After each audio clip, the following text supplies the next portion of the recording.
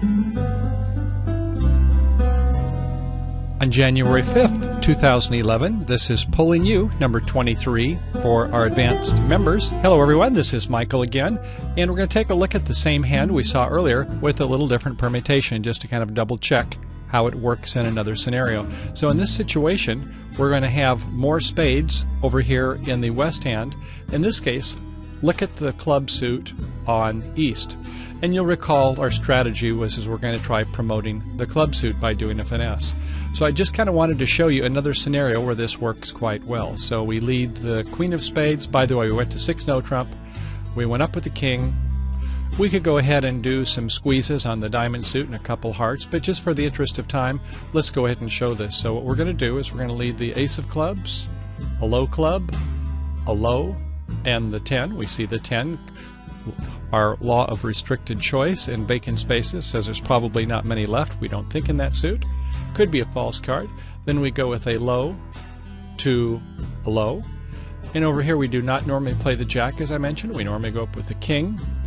And we have a show out here. So at this point, we know that when we get back to the hand in north, we can then go ahead and do the finesse. So in many different scenarios, we find where there's different shapes, but this 77% play of playing the ace, the king, and then ducking, it works out quite well for us. So I just wanted to reinforce that.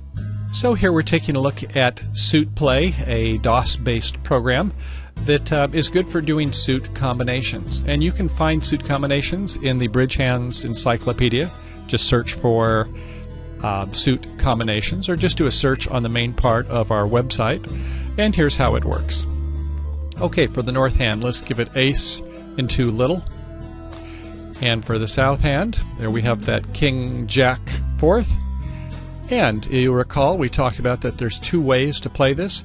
There's a line A and a line B. So if our goal is 4 tricks, there's a 17.76% chance.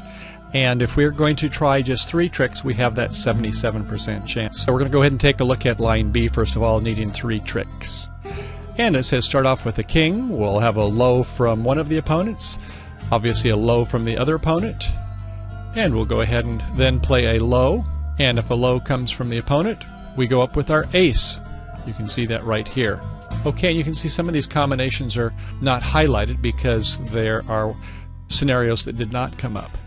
At this hand, we play a 9, and if it goes low, we can go low, and there's our jack falling, and you can see this combination comes up 9% in this situation. At any rate, you can go ahead and go through these if you're interested sometimes, try some more scenarios, but sometimes these are nice if you're not really sure of the odds, and you want to take a look, so it's helpful if you want to go ahead and do some independent study. It's called Suit Play. And just to show you that other scenario, let's take a look where we're looking to do line A. Line A, recall, is the one where we need to make all 4 tricks. Not very common occurrence, right? It takes 3-3 by the opponents, and the queen must be on side. So if we're doing line A, we will start off with the ace of spades, small, small, and a small. Okay. Next, a small, up to our jack. And the queen must be on side. And if it is, the next time we play the king, we have to have both opponents follow it, and they do with the queen. And then the last one is our trick.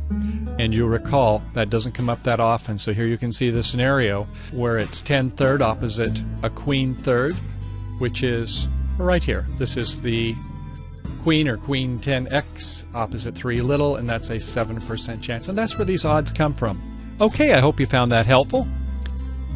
Oh, by the way, one thing I did want to discuss before I went on to some other topics was about the hearts, the ace king third opposite queen fourth, or in this case queen 9 fourth. We said we'd talk a little bit about what's the difference and the odds and probabilities when we have a queen fourth versus a queen 9 fourth. Do you think it's any different than if it was take away the 9, maybe give it a 5? The odds are going to be a little bit different, aren't they, than if it was our queen fourth. And before we go on to that, one other thing I want to talk about. Let's say the heart suit was led.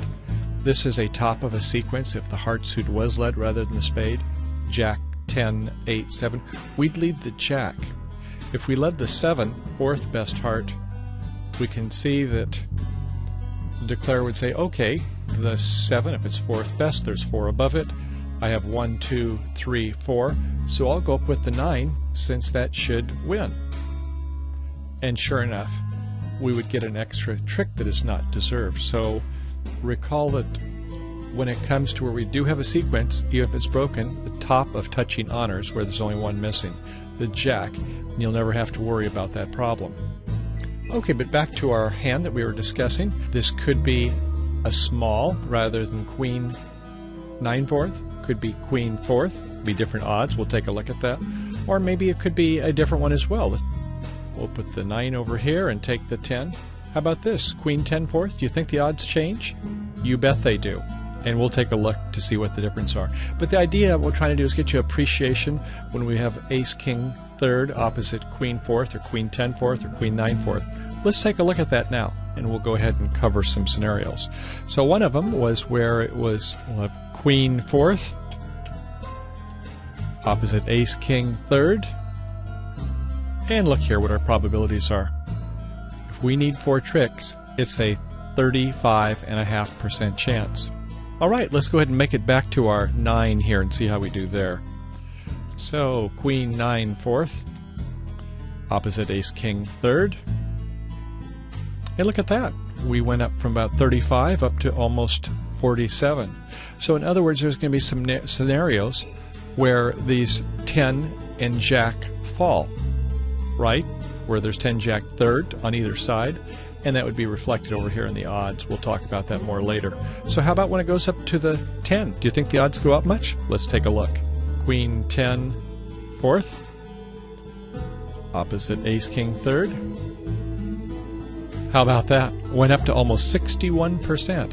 So when you have the situation where you have the ace king queen and it's a 4-3 in the suit, the higher that this card becomes close to the adjacent ones, the 9 or the 10, you can see the odds start going up quite a bit. 61% is a very good odd, isn't it?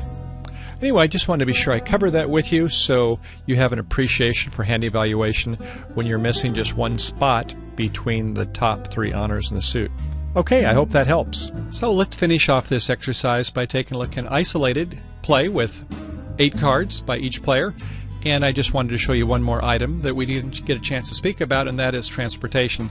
You recall in today's lesson we didn't have a transportation. We had 5 entries to the dummy hand, which is very unusual.